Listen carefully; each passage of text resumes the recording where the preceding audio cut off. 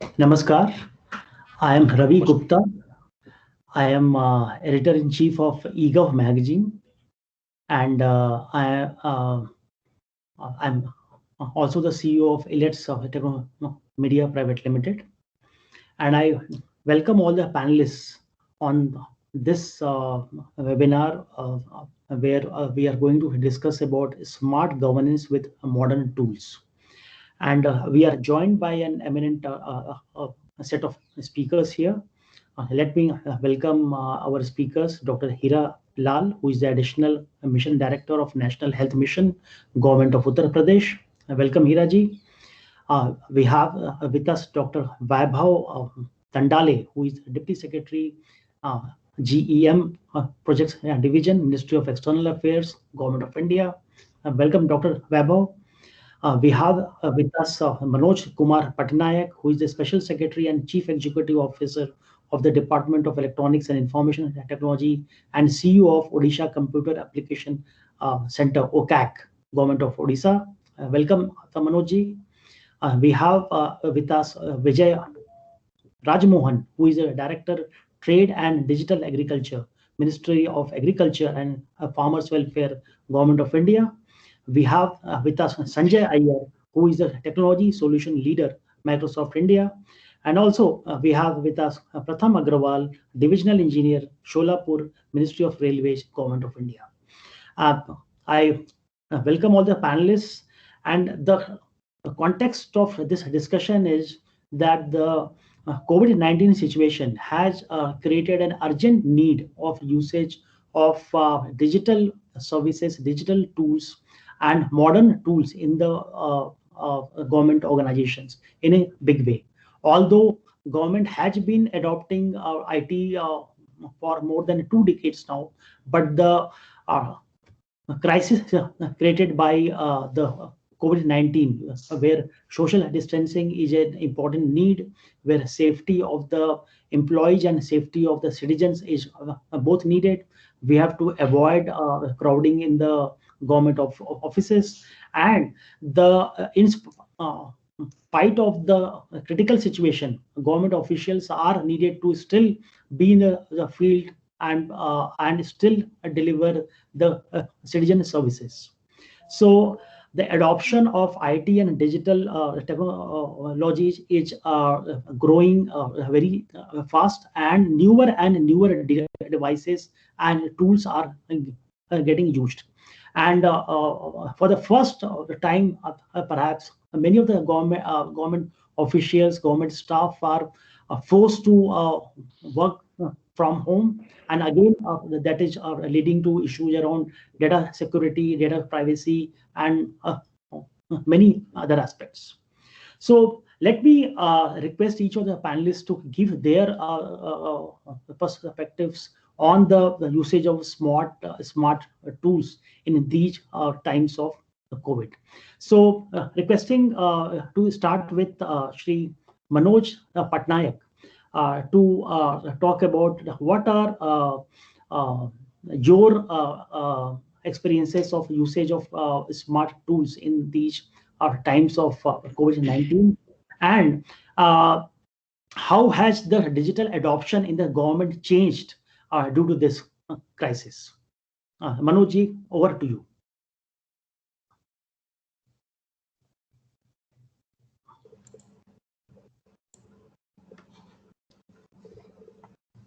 Good afternoon again, Raviji. Thank you for giving me an opportunity to speak on this occasion. I also extend my greetings to the fellow panelists and participants. As you all will agree with me that Odisha is an early entrant to this e-governance space. Our governance is on the basis of a 5T principle. This 5T is transparency, technology, teamwork, time leading to transformation. So technology is our main plank of governance. So from highest level decision making till delivery of services to the remotest corner of the state, we involve technology. we evolve technology. And in fact, this recent pandemic has actually opened a new whole world of opportunity for use of technology and adoption of technology by the people. Am I audible? Yes, you are, Mr. Manoj. Manojji, you are audible very much, and sorry, I forgot to welcome Ms. Indrani Lashkar from Assam. Thanks, Indrani ji, for joining, and requesting each of the panelists to speak for around 4 to 5 minutes each, so that we can have multiple rounds of discussions. Manojji, over to you. Okay. So I would focus on my talk to how we use technology in handling this pandemic. We first develop a single unified portal that captures data sets used by multiple departments such as home, health, family welfare, labor, panchayat raj, transport, etc., and present a single version of truth. Major components covered are registration and contract tracing of suspect of at-risk carriers, monitoring health and social distancing, compliance of quarantine patients, sample collection, testing, and patient management, etc. GIS-based infrastructure mapping also happened. Bed capacity, availability of utilities, electricity, potable water supply, power back, up to block level was captured. Online system in India to manage the entire migrant life cycle. You know, Odisha sends migrants to other states, and in this COVID management, receiving the migrants has become a bigger challenge than the handling of the pandemic itself. So we use technology to map the migrants and their safe return and resettlement in the state. And we integrated with AI-based tool developed by Deloitte and Salesforce for enabling self-health assessment of citizen and flagging high-risk cases for urgent medical attention was also captured in that unified portal. On the top of it, we have a state-of-the-art dashboard for COVID that enables decision makers at all echelons to monitor performance of various COVID-related interventions across Odisha and plan ahead. Advanced visual representations of COVID-related KPIs such as infected spread on timeline, demographic and geographic profiling, infrastructure availability, population dynamics, etc. were captured.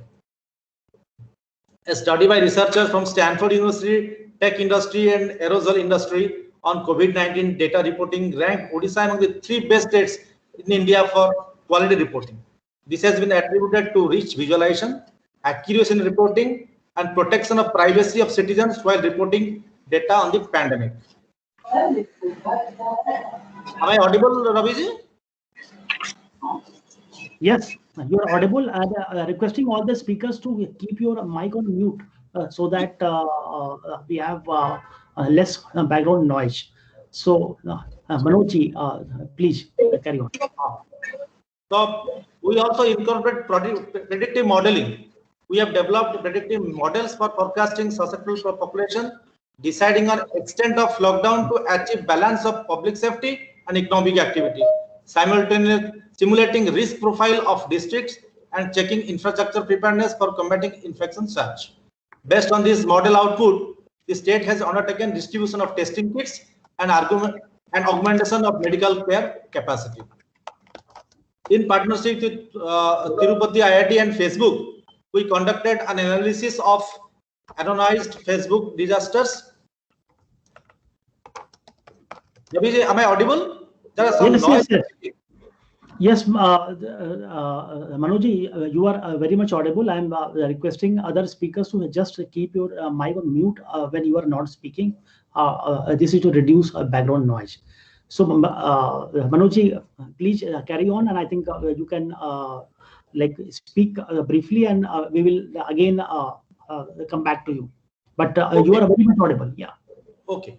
So, in partnership with Tirupati IIT and Facebook, we conducted an analysis of anonymized Facebook datasets that is available on this data for good program of users was done to check adherence to lockdown restrictions in COVID hotspots and strengthen enforcement in critically affected area with high mobility, especially during nights. We also established a dedicated telemedicine helpline facility, bringing together volunteers, doctors willing to remotely consult suspect COVID-19 cases. And we also collaborated with UNICEF for launching a unique website to invite volunteers to strengthen Odisha's fight against the COVID-19. WhatsApp bot for information dissemination to citizens on COVID served as a trustworthy source of government communication and stems rumors mongering prevalent during the pandemics. To enable remote working of the government during the pandemic, the coverage of Odisha statewide workflow automation, that is we call OSWAS, has been extended to 70 directorates and 40 departments. Access to VPN, digital signature, and web conferencing tools such as Microsoft and Cisco WebEx have been enabled for smooth conduct of operation and remote working from home. So that much actually we use technology during the COVID pandemic. That I wanted to say. Sure. Manojji, excellent inputs. I think the amount of effort which the Odisha government has taken in this situation of COVID-19 and using IT to enable its employees to work and deliver the services smoothly has been commendable. Thanks for highlighting all the efforts. Let me request our next speaker, Dr. Vaibhav Tandale, who is an IFS officer, and he is a part of the Ministry of External Affairs.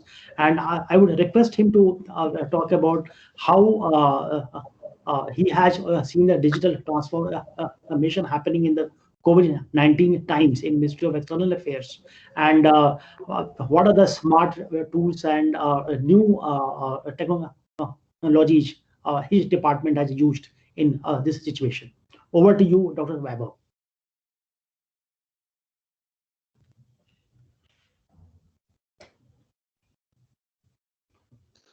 Dr. Vaibhav, you seem to be on mute.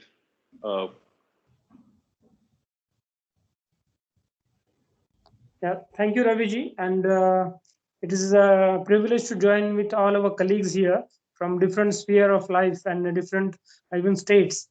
And definitely the experience of all the speakers will be different as per their own stream and field of work. So from Ministry of External Affairs, I think what we have done and what my initial experience regarding COVID is that I was working as an assistant state coordinator for the state of Maharashtra for the Vande Bharat mission, for the repatriation of citizens, Indian citizens who were stuck all over the world.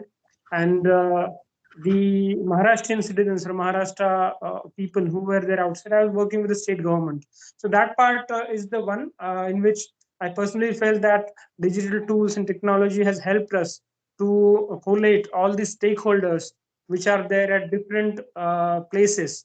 Just to highlight, if I can say that, the different stakeholders which were present, which we have connected, started from a passenger, maybe who wants to come from New York or maybe from London. He wants to come to Mumbai.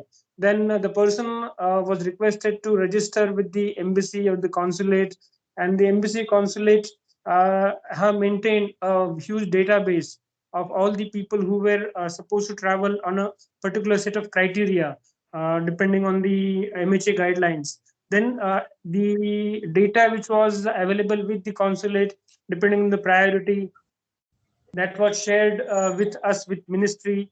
Then there was a coordination, internal coordination with the Ministry of Civil Aviation, Ministry of Home Affairs and the Rules, as well as Ministry of Health and Family Welfare. And then eventually, this data set was eventually the target of all these information was the state government and the district officials who were supposed to do the quarantine, institutional quarantine on arrival of all these passengers. And this was very helpful. The one digital tech tool that we have used in ministry is we have made a portal where all the information which was coming from all the passengers and citizens who intend to travel was categorized as per the state, as per the district, depending on the airlines, and the passwords were shared with our missions, consulates, with the ministry, with the state government, and with district officials, so that a real-time assessment can be made of how many officials are coming, how many passengers are coming, and what will be the means. Even this is only one part of how the digital technology was used by MEA in Vande Bharat mission, which was a consequence of COVID pandemic, not maybe health related, but to another aspect. The other aspect that was very important, the use of social media, which was done during the COVID time, so as to create awareness among the citizens who are stuck, starting from maybe Kuala Lumpur to London to Dubai to New York to Azerbaijan and everywhere. It was really difficult to coordinate the issues, and sometimes all the people who were stuck, they were having family emergencies, medical emergencies, and so in those times, the use of social media was very pertinent and helpful, so as to reach to the broadest base of Indian diaspora who is present all over the world. I particularly think this would not have been possible without use of social media, without use of the portal that we have created, without use of, as you may be aware, the Air Suvidha portal, which was created by the Ministry of Civil Aviation, and as well as the similar types of portals which were created by the state governments. Without such help by the technology, it would have been very difficult to coordinate the massive repatriation exercise that was undertaken by the Civil Aviation Ministry along with External Affairs Ministry and all the state governments. It would have been very difficult. So this is my short experience about the COVID thing.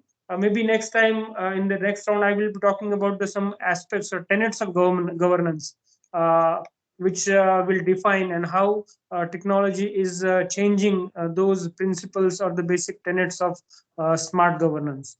Thank you. Thank you. Excellent inputs, Dr.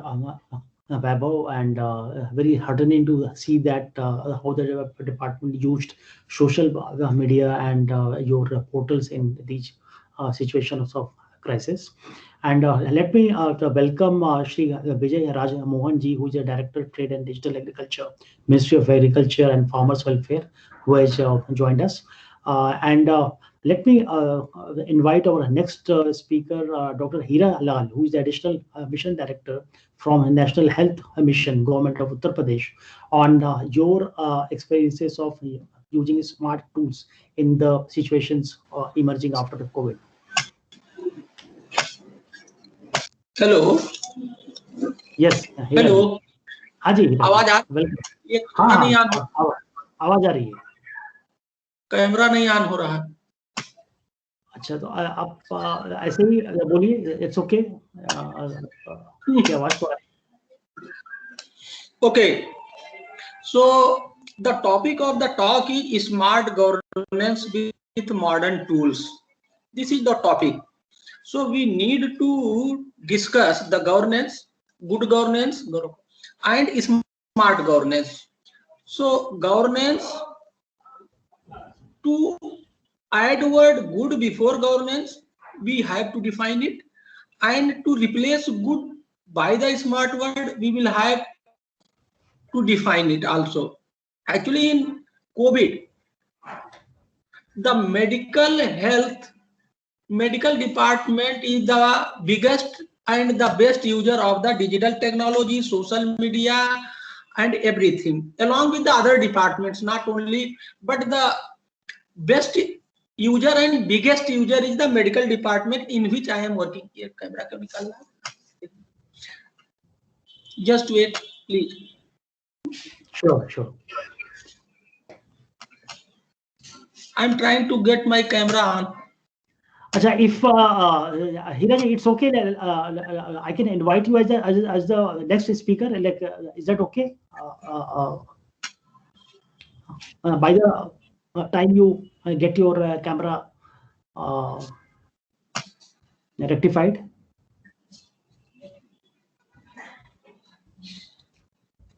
Okay, you can go ahead. Okay. So let me invite our industry expert Sanjay Iyer here Sanjay Iyer is from Microsoft, and I will request Sanjay to talk about that as processes and operations went online, the security becomes a vital requirement for adoption of any new and advanced technology. How is Microsoft addressing the issue in the technologies and services of they offer? Sanjay, over to you. Sure. Good evening, everyone, and thank you so much for this opportunity, and my best wishes to all the panelists today. So, yes, Mr. Ravi, yes, security is a vital requirement as process and operations go online. So, the way Microsoft looks at it is we pivot around three core aspects. Okay? So the first one is how do we drive very productive experiences while managing and maintaining security. So what we mean by that is generally when you think about securing an asset or a digital service, you tend to have various controls which comes in the way of productivity. So a lot of effort has been put by our engineering teams to see how we can deliver a friction-free experience. So everyone can work securely from anywhere. So with this remote work that is catching up in a really fast pace, this becomes a very important part, especially when your employees may not have people to support them like they used to have it earlier.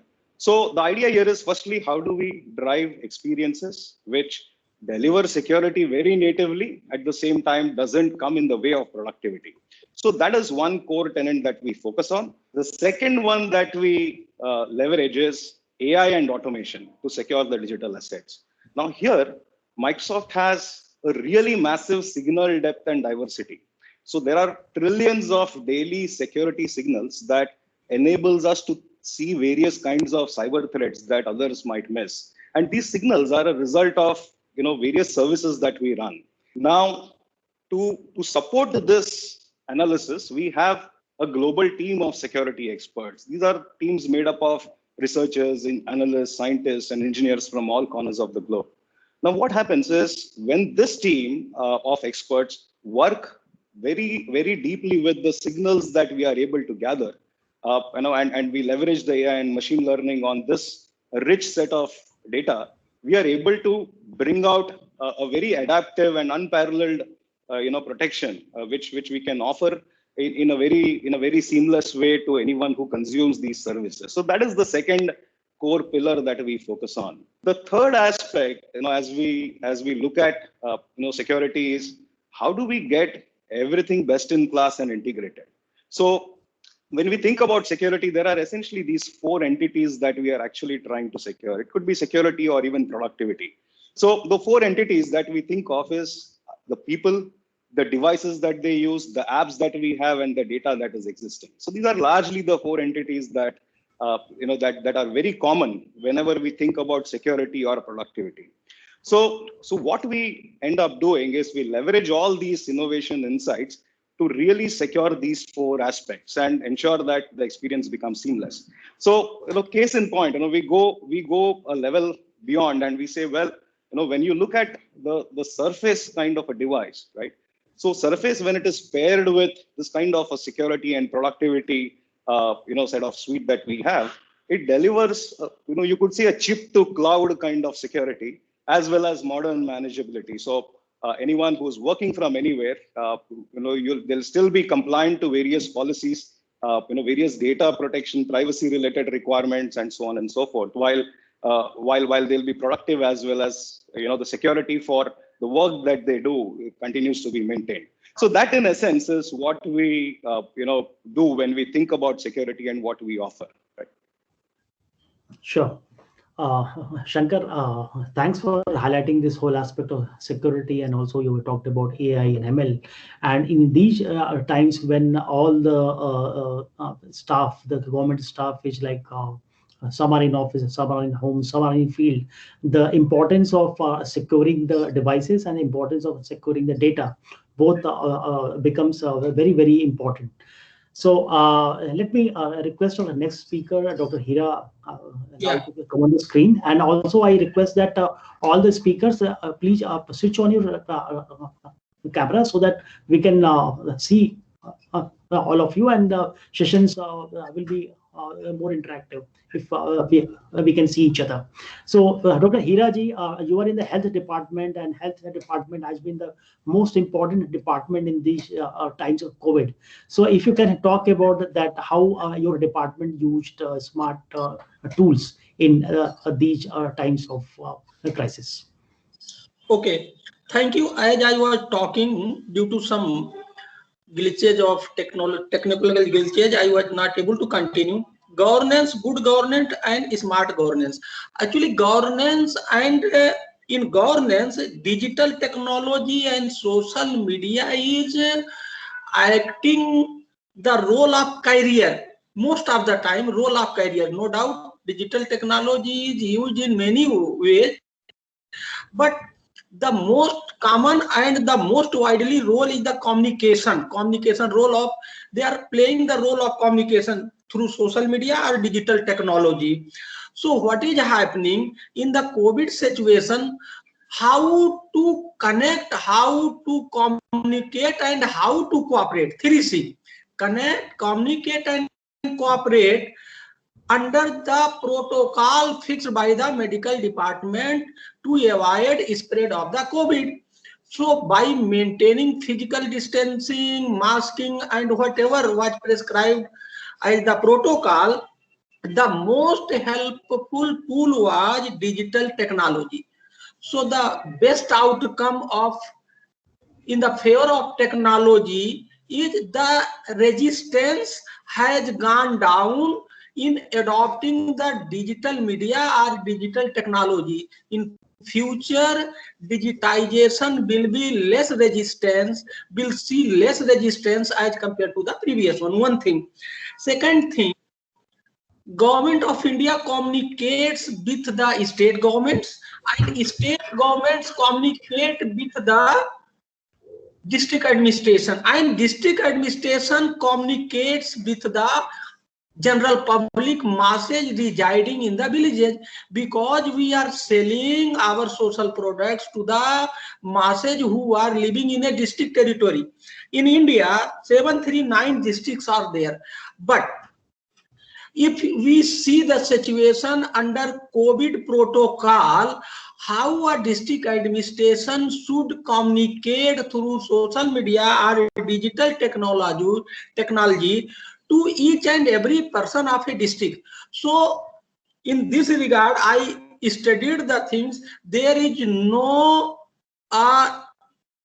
meticulous plan, or there is no mechanism through which a district administration can communicate to and fro from the masses to convey different type of messages or different type of help or different type of anything which we wish or expect from the masses. So there is a communication gap between district administration and the public. So we need to fulfill this gap by framing a digital communication plan.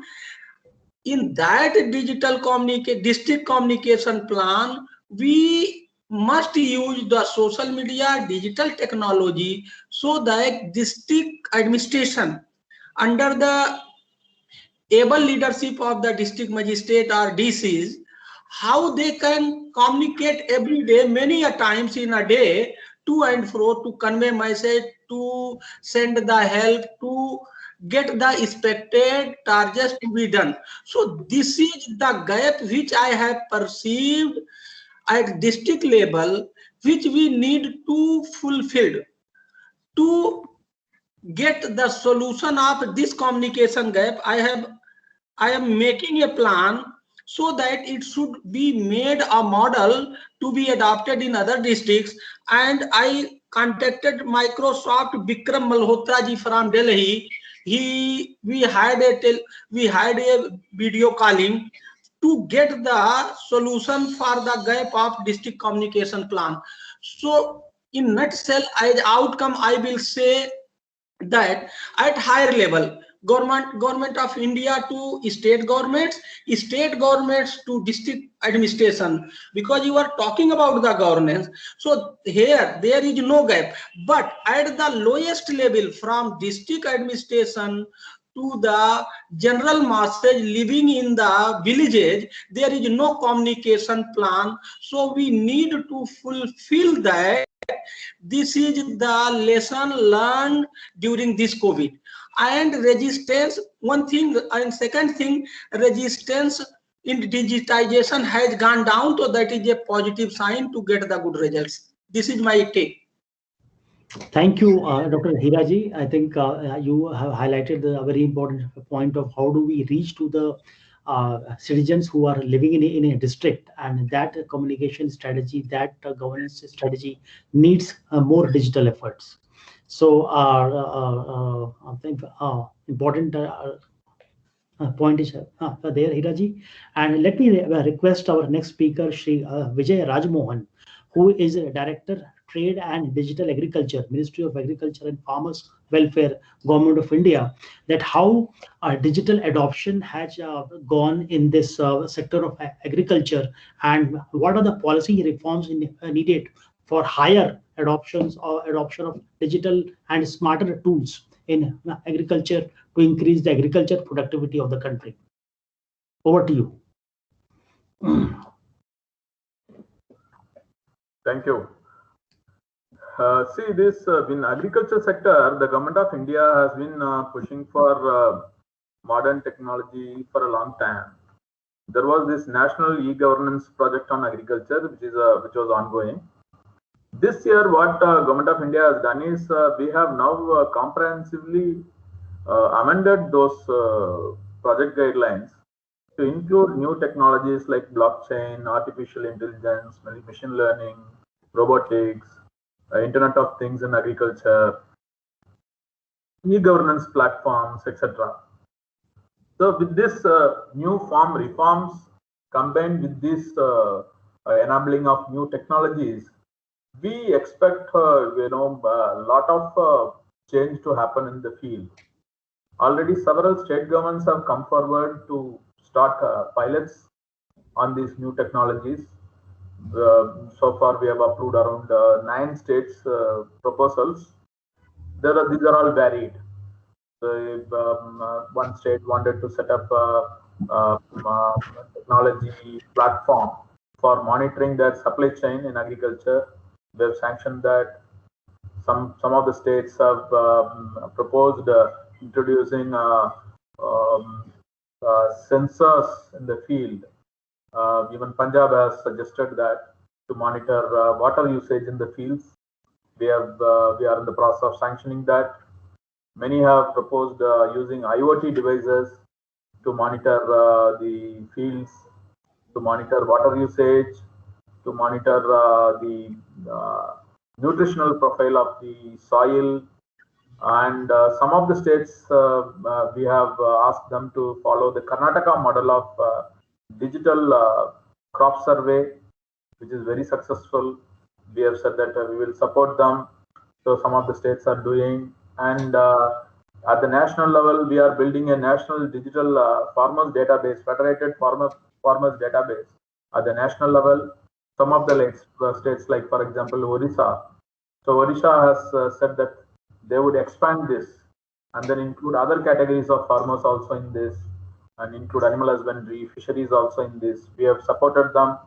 That project is now going to start.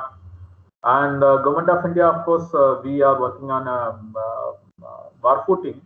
And then now in another few months, we are going to come out with 100 million farmers data, wherein the farmers data is linked with the land records. And this will also be in due course of time open to the private sector.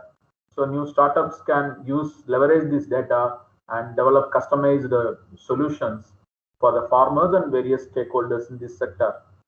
So all these would revolutionize. In fact, another important work which is ongoing is we are developing a national digital blueprint for the agriculture sector, wherein standards are being set so that there will be a seamless interoperability at various levels, and it will propel further digitization of this agriculture sector and usage of new technologies, thereby improving our productivity reducing the usage of water, and we will move to sustainable farming.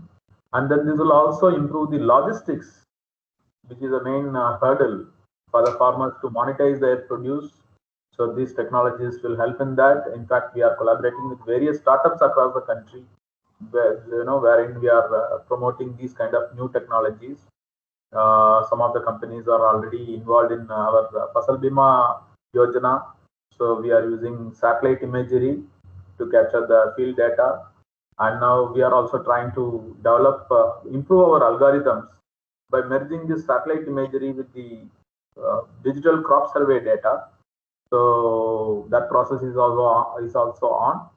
So all these efforts are ongoing, and we expect that maybe within a short time, there will be a lot of scope for new entrants in this sector to innovate, to develop solutions for the farmers, so that efficiency gets improved, and then the expenditure on the part of the farmer gets reduced, wastage from farm produce to farm to fork is cut down, quality gets improved through these measures. So these are the efforts which we are doing currently. Vijayji, it's heartening to note that Department of Agriculture is implementing so many IT implementations across AI, ML, blockchain, and remote sensing, GIS. You have mentioned host of tools which Agriculture Department is looking to implement, and which is very heartening to see, and I think it will increase the productivity of farmers, and also help the overall agriculture economy of the country. Thank you so much. And let me request our next speaker, Indrani Lashkar. She is the Joint Secretary, Department of Information Technology, Government of Assam. And Indrani ji, asking you that in these times of challenge of COVID, where there was so much disruption, how did your department handle the overall IT infrastructure and IT systems of the government, and what all have been the major lessons in COVID regarding adoption of smarter tools in governance? Indrani ji, over to you. Good evening. At the very outset, thank you very much for giving me this opportunity to speak. So far as the question is concerned, during the COVID time, we actually did face some challenges regarding this, giving the services, and also in the office work, it was hampered because it happened suddenly. And I would like to go phase-wise, the challenges that we faced. So far as services are concerned, we have got 56 services in place, of which 17 are working. And as far as office work is concerned, what happened was that in Assam, we have got the connectivity problem. It's in a big way. It's a connectivity problem is there. This is because there was also low power density is very low. Secondly, because of the topography of Assam also, that is also one point because of this connectivity. Secondly, what is happening is that people suddenly having the lockdown and they are overwhelmed, with the office work. We were told to work from home. So it was like a kind of a mindset that they had to overcome it. Suddenly when they had been told like you have to work from home. So that was one mental block that we had to, encourage people like you can do it, support them and all. Thirdly, there was also the one problem is that e-office hasn't been in a big way as it should have been. Okay, and so that was also one challenge that we faced. But then it was like a kind of a challenge that we took it in stride, and then we decided to give awareness programs to all the government officers and employees. And secondly, we also thought of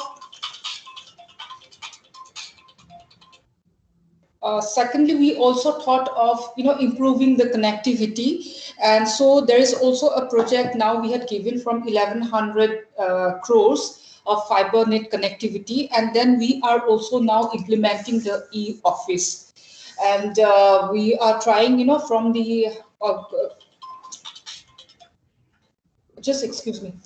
Sure. We're also trying, like from Guwahati, to the head offices and to the also the district offices, we are going in a phased manner. And suddenly we also realize maybe the cloud computing may also be one solution that we can look into. And so we have got the state data center, which was in the last stage of completion. Now we are trying to give a push to it, the completion of the state data center. And also we were thinking, like, if we are to progress, then the government cannot afford to work in silos. So we are now thinking that maybe we will go on the policy collaboration of all the departments. That is something which we have in our mind, and we are thinking more in placing in the single window. And thirdly is also the single identification. Suppose a person has got his information as regards Aadhaar, then probably for some other, if he applies for some other services also, then he did not give again the information. So that is also we are thinking of, because we know that UN has given the mandate in 2012 that we have to shift from the decentralized silo-based model to a integrated and cohesive model of the government. Then we are also looking into the e-participation. We realize that this is also one aspect we have to look into. Now we are again augmenting our online portals. We are also putting stress on the social media and all, so that there is a kind of citizen interface as regards the government policies are concerned. We are also stressing upon the digital literacy in a big way. We have already thinking of a program, like once from next year onwards. Then we are also thinking of online, maybe this courses and participation for the in online applications. These are all which we have in the roadmap in the long run. And last but not least, we are also thinking, as we know, information is also one aspect of e-participation, so that people, rather than need not come to the government, asking for the data and all. Maybe in the long run, we can think of the database which can be leveraged to the needs of the citizens, so that there is data analysis, so the data assessment is made to know the citizen needs, and there is also the capacity building. So this is, this is what we are thinking, because as for the COVID is concerned, pandemic is concerned, we were just taking the small steps towards e-governance. Then when we woke up that this is the next thing, that big thing we have to do. So maybe our plans may sound ambitious, but then now we have got a holistic approach to it, a vision that we will be able to work, and we are trying to learn from other government also the best practices. We are also looking forward for some collaboration with the private sector also. So that is what we, Assam, in the long run has in mind. Thank you so very much. Thank you, Indranee, and thanks for highlighting that now the Assam government is looking at implementation of IT in a big way, and you have also talked about participation of the private sector in this. So may I request Sanjay Iyer to briefly mention that how can a organization like Microsoft collaborate with the government and help in government of Assam and other departments to adopt digital tools. Shankar Iyer, over to you. Hi. Thanks, Ravi. This is Sanjay Iyer. Yeah, sorry, sure. apologies. No problem. So in our journey to enable smart governance, as a partner, we focus on three broad areas again.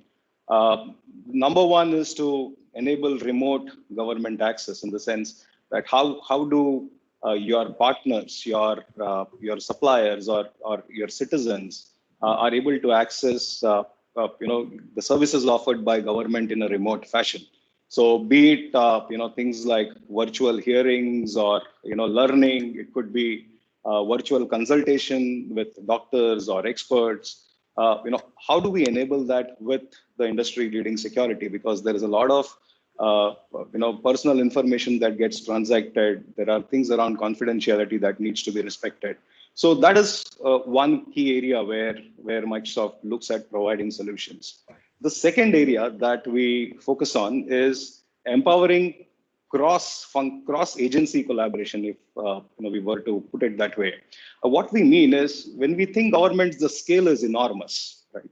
So the effectiveness really comes through collaboration and very strong methods of communication. So once we are able to connect, a lot of you called out the importance of sharing data, the importance of partnering with various state governments, and having a common repository to discuss, to really ideate on and discuss on it, and find solutions in a faster way. So one of the things that we do is to bring that glue where we have solutions to ensure that communication collaboration with a lot of these agencies can happen more seamlessly, and which will empower us to deliver more effective and efficient services. So one of the things we are seeing is a lot of these functions are today using Teams, which is making every interaction more impactful and decisive. Now, one of the other things that we also do is many a times you would observe that there is a need for communicating or collaborating, but then we go back to a set of tools to take decisions. So one of the other things that we are seeing a lot of progress with is bringing in the decision-making tools right into your communications and collaboration tool. So the reason for us collaborating, communicating is eventually to take decisions. So how can I, shorten the cycle, get everyone together, have an interaction, and also make decisions on the go is something that is seeing a lot of traction with various functions at this point. And lastly, the important part here is, anyone would consume services once trust is established. So delivering that trusted backbone and having secure set of services is crucial. And that's an area where Microsoft is really focused on, which will really help bring people, societies, and government organizations together. So that's essentially our approach to bridge things and see how we could partner with all of you in this journey. Fantastic.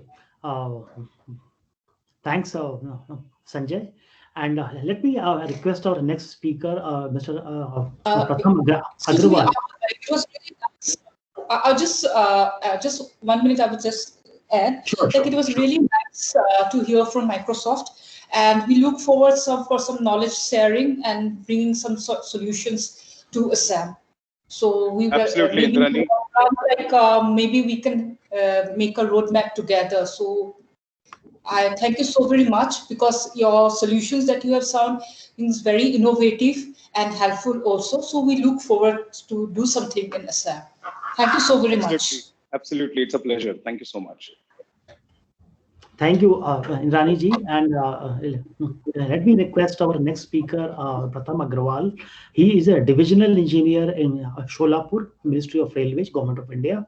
So, Pratham ji, requesting you to talk about as a railway entity, which is a very critical part of the overall transport infrastructure of the country. How has your organization managed to use smart tools and newer IT tools in these challenging times? Pratham ji, over to you.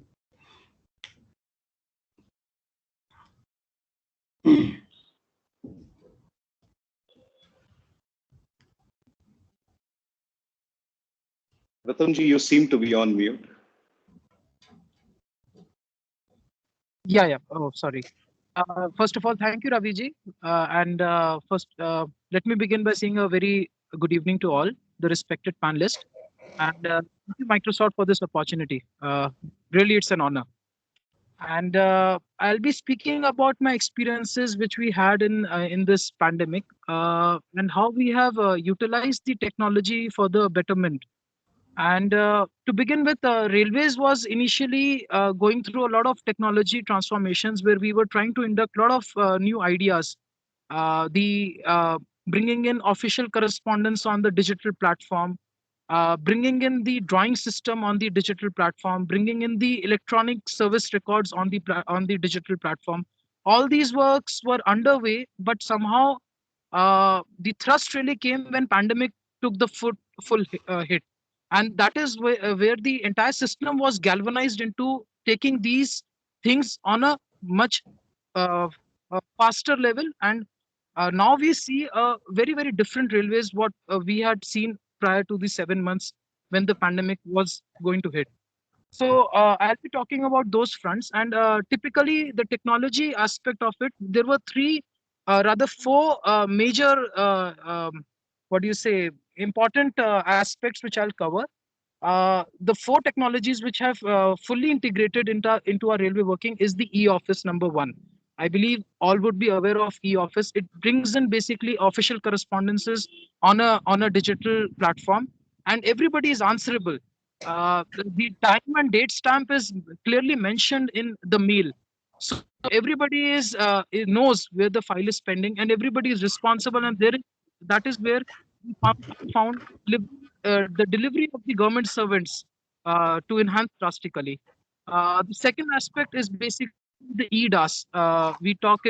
This is basically electronic drawing approval system. As an engineer, we are managing the assets of railways and we are building infrastructure. So for building any infrastructure, we need the drawings, and drawing typically takes maybe 4 to 6 months to get a sanction. But in today's time, I have seen drawings getting passed roughly 15 days also. That is the scale we are working on right now. This is a big transformation we have seen in railways. The third is the human resource management system. We have all the electronic database for the service record, which has been generated for over 13 lakh employees in the railways. Everything is online. The approval of leaves, the approval of even small kind of perks which we derive from railways is all electronic now, which was typically seen in the private sector, but now it has come into the government sector also. And the fourth is the Indian Railway Works Contract Management System. We were usually generating the bills in the railway system by writing it down on the measurement book. But now everything has become online. The passing of the writing of the bills to the passing of the bill is now all electronically, and it is happening seamlessly. So these four aspects have really transformed the way the railway is working. And the next aspect I'll talk about is how this pandemic has really been viewed from the railways. Initially, when the hit took place, we were all scattered. Really, we didn't know how to really react and how to really work upon it. Being the essential services sector, we had to put in the track input had to go because the trains were still running. Though the trains were limited to only freight movement, but still the trains were running. So we viewed this as an opportunity rather than a pandemic. The terminology which is popularly used in railways is it's an opportunity because we could wipe out our maintenance arrears to a very, very huge level. We could get the blocks. In railways, generally we are limited by our track maintenance when the trains are running because we need to halt the train, we need to put input to the track, and then the track is given fit, and then the train moves. So we were always at crossroads when we were working railways with the operating department. They had the opportunity to run trains, and we, as maintenance people, we had to stop the trains and put input to the track. But due to the decline of the train running, especially the passenger trains which was suspended, we got a tremendous opportunity to put input to tracks. And for my section, I'll speak for myself. I am manning close to 180 kilometers of double line broad gauge electrified track. I could restore 20 bridges, which were taking at least 3 years. It was a big hassle for the department to get that kind of maintenance in time. But within 3 months, I could get that kind of work done. 20 bridges happened in my section. So if you talk about the Indian Railways, it is a tremendous number which we could deal with. And that is how we have wiped out the maintenance areas, and now you will see lesser derailments will happen because input has gone tremendously into the track. So a pandemic has been viewed as an opportunity, and these 4 initiatives which I have spoken about, on the technology front, I believe are here to stay, and they will really transform the way railways is working right now. So Raviji, this is my take on how it worked. Sure. Prathamji, hats off to you and the entire railways for taking so many digital leaps during this COVID-19 situation. And you have also mentioned that your organization used this crisis as an opportunity to like improve the track maintenance in a big and a faster way. So kudos and best wishes to all your team for higher usage of digital uh, tools for a better delivery of services. And we will have a very brief demo of the Microsoft Smart Tools presentation for next 5 minutes, and then I will request each of the panelists to speak again briefly and give their concluding remarks. So over to you, Microsoft team. And many of the speakers have mentioned that they have an interest to collaborate with the Microsoft. So it will be a good opportunity for all of you to have an exposure to the overall Microsoft solutions on smart tools. Over to you, Microsoft team. Thank you, Mr. Ravi.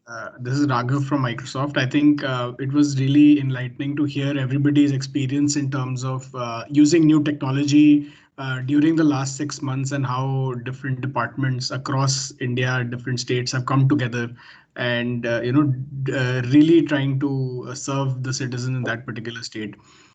So we at Microsoft, we launched a new product in the middle of the lockdown, and we just wanted to take this opportunity, do a quick 4-5 minute demo to show you how different government departments across the world. So this is something the Prime Ministers of Australia and Japan are already using to conduct all their meetings, whether it's intra-department, inter-department, regardless of the collaboration platform they are on.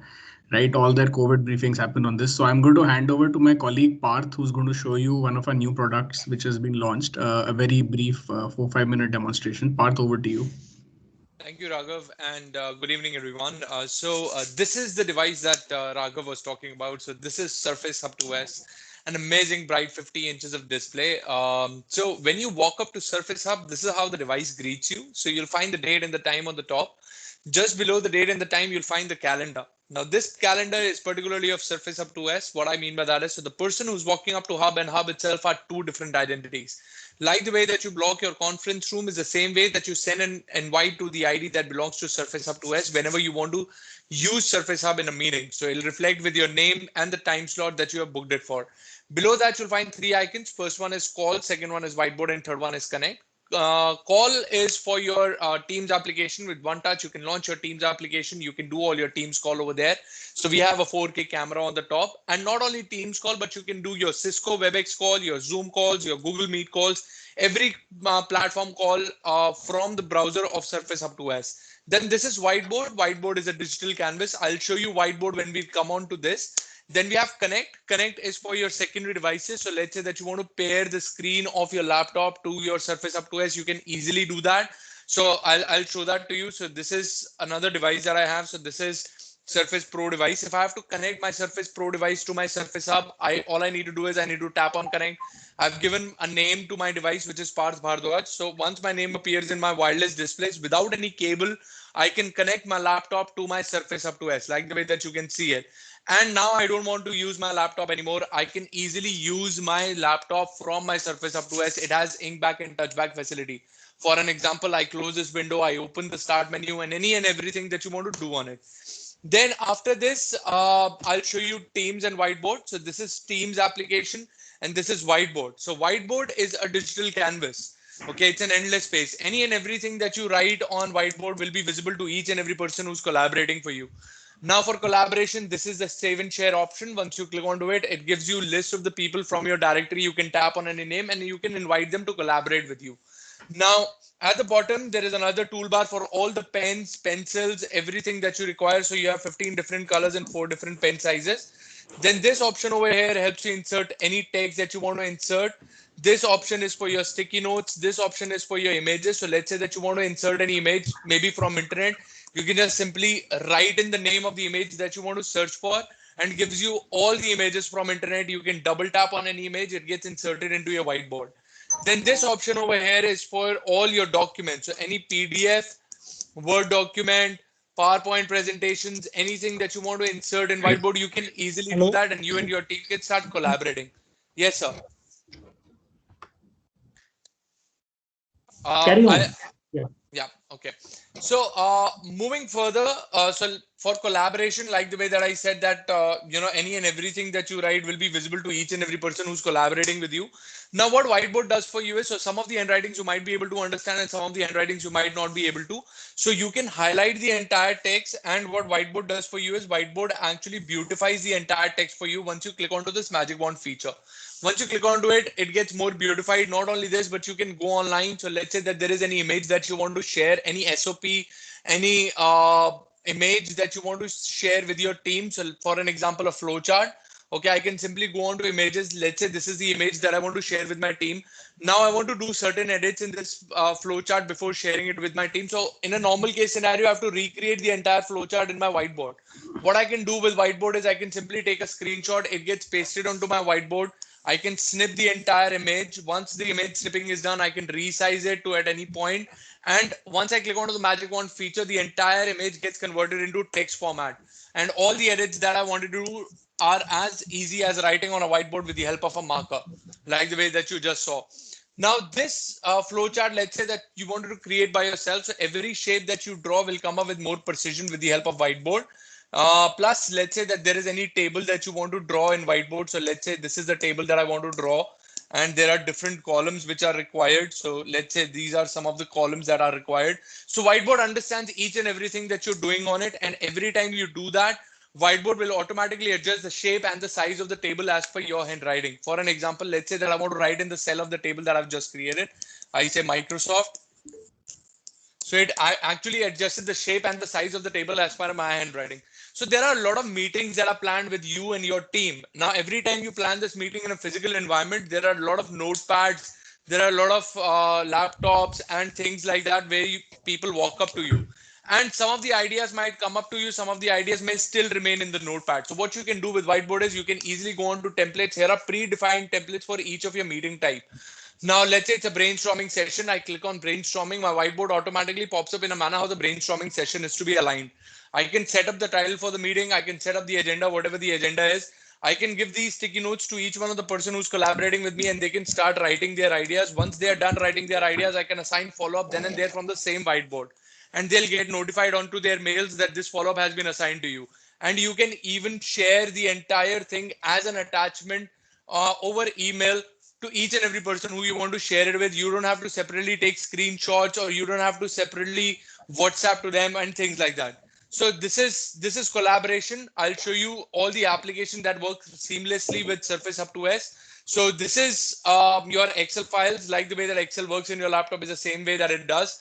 So this is blank document. You can easily create your blank documents in Word. You can make any signatures. This is PowerPoint presentations. So like the way that you maintain your PowerPoint presentations, you present it is the same way that I can create my presentation over here on the same whiteboard. I say slide 1, I say slide 2, and I can start presenting it from the same whiteboard. I can swipe left or right to go to the forward of the previous slide. I can even use my pen to annotate at the time when I'm presenting it. Once you're done with it, you can save all the data. And once you are done saving the data, you can click on to end session button. There'll be a timer that appears for 10 seconds. After these 10 seconds are over, it'll wipe up the entire data of Surface Hub and get ready for the next person to come and log in and utilize it in the same manner. So this was a very brief description about Surface Hub 2S. I'll hand it over back to Raghav, and that was it from my side. Thank you for listening to me patiently. Thank you, Dr. Ravi, over to you, Mr. Ravi. Okay, yeah. Thank you, Raghav and Parth, for showcasing of modern tools of modern governance by the Microsoft team. And there are several other offerings from Microsoft, which I think when each of you talk to them personally, you can have much more details. And let me request each of the panelists to give your concluding remarks of the session. So let me request our speaker, Manoj Kumar Patnaik ji, to kindly give your concluding remarks, talking about how you are looking at adoption of newer tools and smarter tools in governance in your state. Over to you, Manoj. Thanks, Raviji. Can I get Excuse me, can I interpret just for 1 minute? The appliance which has been shown right now seems to be very interesting. So we would like to have a demo on this, and also the cost, how much it is cost. Like some is interested in this appliance that has been device that has been shown. Sure, ma'am. We will arrange a demo for you, and we will get in touch with you and arrange a demo, and we can then discuss. Yes. Thank you so very much. Thank you. Excellent. Manoj, over to you. Raviji, actually, yeah. I also join Indrani in knowing the cost of this equipment. So Manoj, we'll do a demo for you. I think we'll take that offline from the panel, and then we will have a separate conversation. Okay. Yeah, I've noted it down. Okay. So we are concluding the session. So brief concluding remarks if each of the speakers for 2-3 minutes, and any specific points you want to highlight, you can do that. Manoj, over to you. So Raviji, actually this pandemic has given us opportunity to enhance our existing technology and fully utilize the technology. Also, it has reduced the digital divide and let people adopt IT. That is the opportunities that this pandemic has thrown. In fact, technology has played a major role in driving organizational changes post-pandemic. Legacy IT has transitioned to cloud computing, machine learning, artificial intelligence, and smart automation have evolved. And IoT has contributed generational transformation. And VC, or web-based conferencing, has become the talk of the day. In all our decision making, we use video conferencing of various platforms. Thank you. Sure. Thank you, Manoj. And let me request our speaker, Vijay Rajmohanji from Department of Agriculture, to give your concluding remarks, please.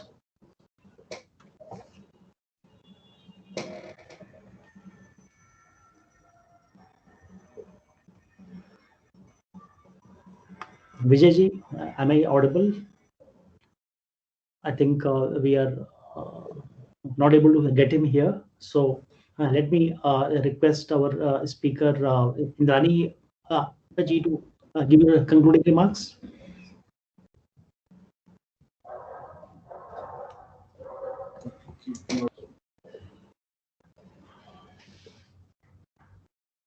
Indrani Lashkar ji. This whole session has indeed been very informative, and we really had good exchange of ideas, and especially the device that had been shown to us by Microsoft, that is interesting enough, and we look forward for more collaboration and more exchange of ideas in this platform like this. Thank you so very much for giving this opportunity that me and my team can participate. Thanks once again. Thank you. Requesting Dr. Vaibhav Tandale to kindly give your concluding remarks, please. Vaibhavji. Yeah, thank you, Raviji, for this opportunity. And it was a privilege to listen to all the speakers, as well as to understand the way Microsoft Teams and the software that Microsoft has highlighted works. I personally understand that in my initial economic relations division that I was working with 20-25 ministries. So interministerial coordination and the coordination between various departments of government, and within the same ministry, within the same department also, coordination between various divisions is a very monumental task. And the software, the device that was showcased by Microsoft, I think must be very useful to break the barriers. And one more thing that means, it is always said that technology is the biggest disruptor that the humankind has seen from the ancient past. And sometimes the government has been notorious to be said to be status quoist. and to be inertia. But technology is making changes and inroads in the way we govern ourselves as well. The 5 tenets of the governance that we can suggest, or I can say, is first the simplification of rules and procedure, the moral values of governance and how they can be upheld, then the accountability, which the digital tools are making the governance systems more accountable. And when there is accountability, then there will be a responsiveness to what are the demands of the citizens. And eventually it is a transparency. So all these 5 tools, definitely digital tools are making these governance principles more and more efficient. And if I'm to end with one last sentence, I can definitely say that technology will definitely bring out a change. And any change is uncomfortable at the start, painful in the middle, but glorious in the past when it actually happens. So we are happy that the technology is continuing its march of progress, and governance are also falling in line, governance system. So thank you once again for giving this opportunity, and it was a pleasure to hear you all. Thank you. Thank you, Dr. Vaibhav, and great points about the whole journey you have mentioned, the painfulness of it. Let me request Pratham Agrawalji to give you concluding remarks, please. Thank you, Raviji. We have all discussed as to how technology has really transformed the way we are working, and this pandemic has really forced the way we think about the way we work. And I'm very happy to tell you that Railways has really brought in a lot of transformation. As a senior skill officer, it's just been close to 4-5 years for me to be in the system. But the day I have joined the service and as of today, I find a greater responsiveness and a greater discipline among senior officers. And files used to get lost. Believe me, the system I work in, I have had opportunities where a file is moving and somehow it gets vanished. So this doesn't happen now, really. And this is all credit to the technology which we are working in, like the e-office I have just spoken briefly about. So these things are here to stay, I believe. And as Vaibhav sir has very succinctly put that it's painful in the initial phase of implementation, but when it gets going, there is no stopping it. And as he rightly said, the glorious fruits get translated into action, and that is we are really positioned at in positions of leadership. We need to deliver, and the public eye is on us every day, every moment. So with these advent of new technologies and implementation of the same, we become more efficient and we derive more pleasure in serving the society. So that's it from me, and thank you so much to the Microsoft for giving me an opportunity. And it was really a pleasure hearing varied experiences from senior officers. Thank you so much. Thank you, Prathamji, and requesting Sanjay Iyer from Microsoft to give your concluding remarks, please. Sure. So, team, firstly, it's been a privilege, and the kind of innovation that all of you are bringing in is really heartwarming, and and I have deep appreciation for the kind of efforts you are putting through. I've heard how Sri Manoj ji was talking about decision to delivery, that entire cycle, and how accuracy, visualization are some of the things that that has been a focus. Or Dr. Vaibhav talking about the portal for tracking passengers and leveraging social media in medical emergencies. I mean, these are all amazing time-sensitive work that is happening. At the same time, Dr. Hiralal was mentioning about good to smart governance and how that transition can happen. His 3 C's around connect, communicate, cooperate was very interesting, and how he would want to streamline the communications across and offer services to citizens. That is amazing. And then I know Shri Vijay Rajmohan was talking about the plethora of new initiatives that have been driving, leveraging the new tech and new reforms. So a lot of enlightenment here. And Ms. Indrani was speaking about how she is working on solving the awareness problem along with the team and addressing connectivity challenges. Completing state data center projects, and how she's building a vision to partner with other states. A lot of this is phenomenally inspiring. And obviously, Pratham ji was, mentioning about the transformation made by railways in a short time, and how, we looked at this pandemic as an opportunity. And, the case in point, the track inputs, and how, they were able to wipe off all the maintenance errors. I mean, these are all phenomenal, phenomenal work that has happened, and it takes huge amount of collaboration, phenomenal amount of efforts, perseverance, and to top it up, frugality, and drive it with a lot of intent. So really, it's been a privilege listening to this, and we really look forward to partner with all of you, and see what best we could together innovate and bring to our citizens, bring to the government, and make all of us more efficient and more impactful in everything that we do. Thanks so much.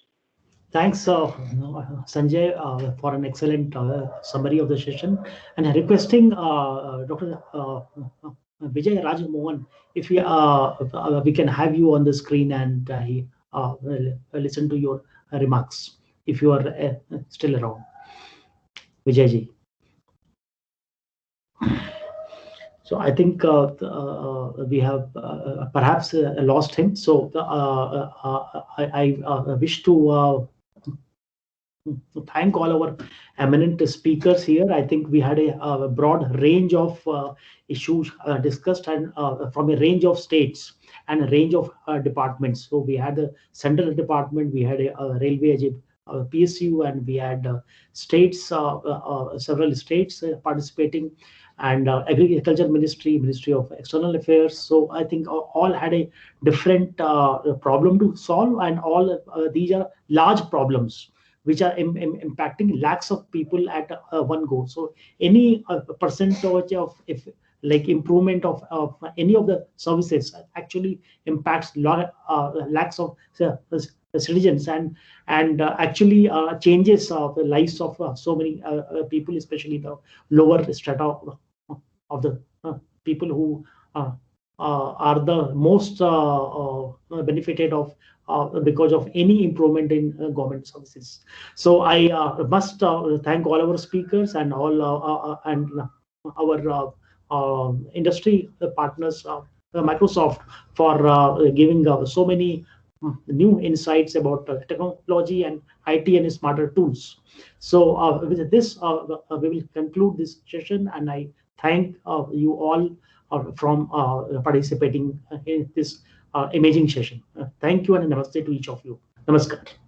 Thank you so much, team. Namaste. Thank you. Namaste. Thank you. Thank you.